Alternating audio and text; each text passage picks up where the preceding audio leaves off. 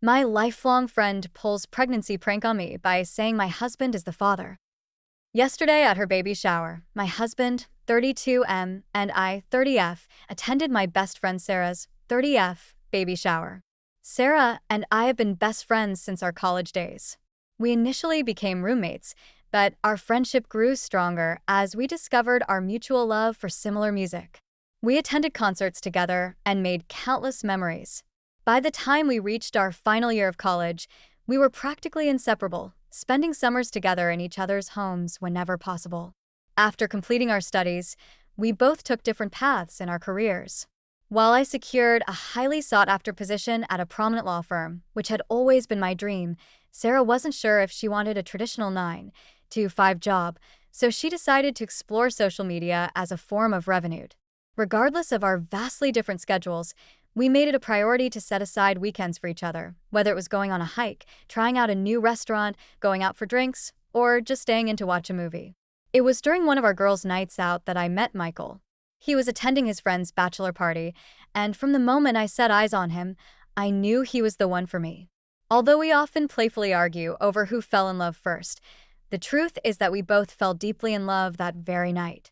Fortunately, we've been happily married for 5 years now, and our marriage has been nothing short of perfect. I often tell Sarah how grateful I am that she invited me to the pub that night. Otherwise, I would have never met my wonderful husband. While Sarah remained single for a few years after my marriage, she eventually met her current husband Mark, and the two of them celebrated their second anniversary this year. 3 months ago, Sarah shared with me the exciting news that she was pregnant, and I was beyond ecstatic. I couldn't wait to see my best friend start this new chapter in her life and hold her little one soon. I was honored when Sarah put me in charge of organizing her baby shower because I was going to be the baby's godmother. After considering several themes, we finally decided on yellow, which was Sarah's favorite color. Throughout the planning process, I kept in close contact with the caterer to ensure that everything was in order and that the cake was delivered on time. As luck would have it, I had worked with the caterer before at my brother's wedding, so it was a breeze working with her again. On the day of the shower, we arrived a bit early to make sure everything was perfect. Mark met us at the door and let us know that Sarah was still getting ready. While setting up, I noticed that the cake wasn't centered on the table, just like Sarah wanted, so I took care of it. Soon after, the guests started arriving, and I was thrilled to see some of our old college friends. We hadn't seen each other in years, so we took this opportunity to catch up and share important life updates. In a vibrant yellow dress that matched the baby shower's theme, Sarah had a radiant smile as everyone around congratulated her. As the event progressed, everyone sat down to enjoy a delicious lunch. Everything seemed to be going perfectly until Sarah called for everyone's attention.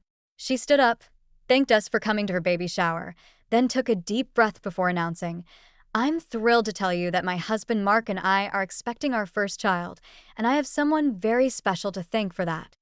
I noticed Mark looking at Sarah with a puzzled expression, trying to understand what was happening. Then, pointing directly at my husband Michael, she loudly said, "Everyone, I'd like to introduce the father of our baby."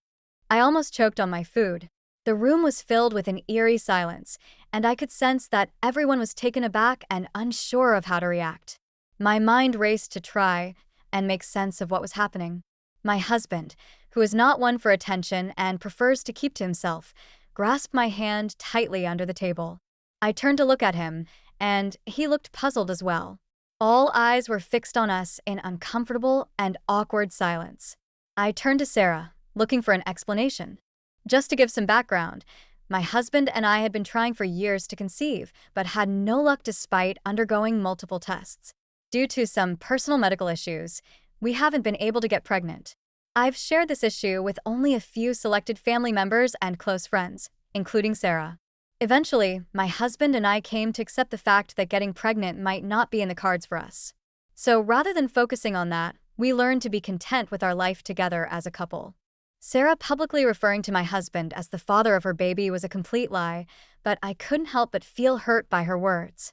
My eyes welled up with tears, but I tried my best not to break down in front of others. All of a sudden, Sarah burst out laughing and playfully nudged her husband Mark, exclaiming, "I was just kidding, guys. This is all just a prank for my Instagram." I have put up cameras everywhere to capture all of your reactions." As everyone looked around perplexed, I couldn't help but feel irritated with Sarah for taking us on such an emotional roller coaster. I couldn't believe that my best friend thought pointing out my husband as the father of her baby in front of everyone was funny, knowing full well that we were struggling to conceive. I turned to look at my husband and saw that he was red in the face, still holding onto my hand. I could tell how embarrassed he was at that moment. Although a few guests let out a nervous laugh or two, there was a general sense of discomfort in the room. I noticed that Mark, Sarah's husband, didn't join in the laughter. He looked more irritated than amused and looked at my husband apologetically. Over the years, Mark and my husband had become good friends, and I think he felt bad for us at that moment. I didn't want to confront Sarah then and ruin her baby shower. As she continued with the baby shower festivities, I tried hard but couldn't shake the unease that had settled in. After lunch, we played a few games and then finally opened all the gifts. Throughout all this, Sarah was the only one who seemed to be enjoying herself, chatting with other guests and clicking pictures for her social media. My husband had already expressed to me privately that he wanted to leave after the disastrous lunch, but I begged him to stay. I didn't want the guests to notice us walking out suddenly, and I assured him that I would be talking to Sarah about this. I guess Mark too was uncomfortable continuing with the party any longer because he suddenly stood up with a stern face. He asked Sarah if they could step outside for a moment, and I knew something was about to happen. We could all see and hear them clearly as they talked, and it was clear that the mood around the room had turned uncomfortable after Sarah's prank. I watched as their conversation grew more heated, with Mark's gestures becoming more animated by the minute. Suddenly, Mark's voice rose, and his words carried across the room. "I can't believe you would do something like this. They are our closest friends, and it's not just a harmless prank. You also made a mockery of our baby shower and humiliated me in front of everyone." Sarah kept repeating how she thought it was just a harmless joke, but Mark wasn't having any of it. He reiterated, telling Sarah to grow up and not make insensitive jokes, especially when they were celebrating the arrival of their child. The room had grown uncomfortably silent now, and all of us could hear their words clearly.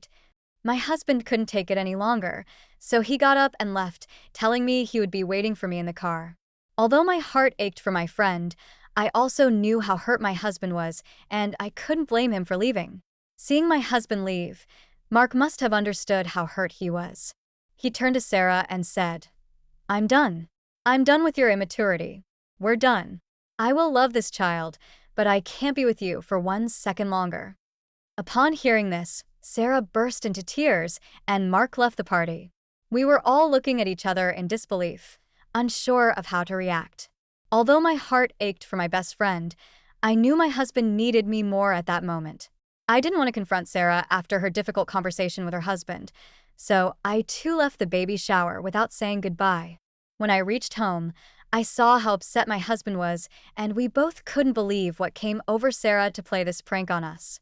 In the evening, Mark sent us an apology text saying that he had no idea that she would play this prank for a video and that he was sorry for what we went through. We were glad he reached out because we didn't want to have any animosity towards him and completely understood his point of view. Unfortunately, today I woke up to several messages from Sarah. She explained that she played the prank due to stress from her pregnancy and just wanted to create a viral reel for her Instagram. She said that she didn't understand why we were upset about it and also inquired why I left without saying goodbye. She asked me to meet her today so I could drive her to her gynecologist appointment. Starting to feel frustrated again, I let her know that I didn't find her prank amusing at all. I explained to her that what she did was disrespectful and made both my husband and me uncomfortable. I also told her that I needed some time to cool off and that we could discuss things when I was ready. My husband and I are still processing everything that happened at Sarah's baby shower, and I don't think I will be able to forgive her so easily this time. We have always been close, but this prank has left a bitter taste in my mouth.